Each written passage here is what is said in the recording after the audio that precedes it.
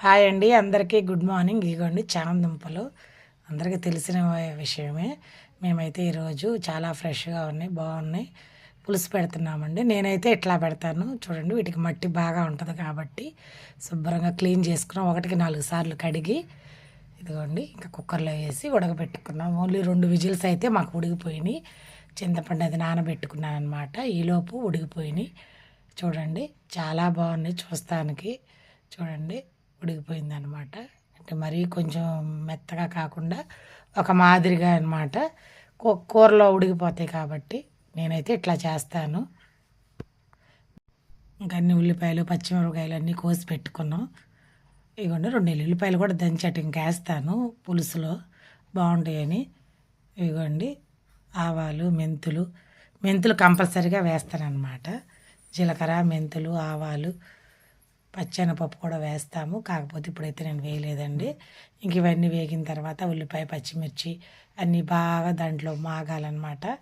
అంటే బాగా ఫ్రై అవ్వాలన్నమాట.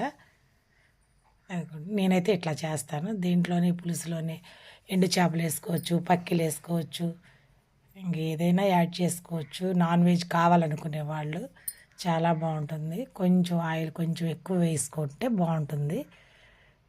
ఇదిగోండి ఎందుకంటే అవి జిగురు కాబట్టి కొంచెం ఆయిల్ ఎక్కువ వేసుకుంటే బాగుంటుంది అనమాట. ఇదిగోండి కొంచెం పసుపు, దానికి తగినంత ఉప్పు, ఎవరికి తగినంత అంత వేసుకోవాలి. నేనైతే ఇవి కొంచెం పొడుగ్గా ఉన్నాయని కట్ చేస్తున్నాను అనమాట. ఇట్లా ఉడికితే చాలు. నేనైతే ఇట్లా చేసుకుంటానండి. ఒక్కొక్కరు ఒక్కొక్కలా చేసుకుంటారు. నేనైతే ఇట్లా చేస్తా. తర్వాత టమాటాలు వేసాను. తర్వాత కొంచెం అవి మగ్గిన తర్వాత ఇవి కూడా వేసేసి కొంచెం ఆయిల్ అట్లా ఫ్రై అయితే జిగురు పోతుందని అట్లాగా చేశానమాట. ఇవి కూడా చాలా మంచిది.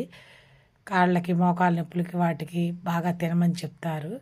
ఇదిగోండి చింతపండు పులుసు అయితే పక్కన నానబెట్టుకొని పిండానమాట. ఇంక అన్నీ వేసేసిన తర్వాత ఉప్పు, పసుపు, కారం అన్నీ వేసేసాను.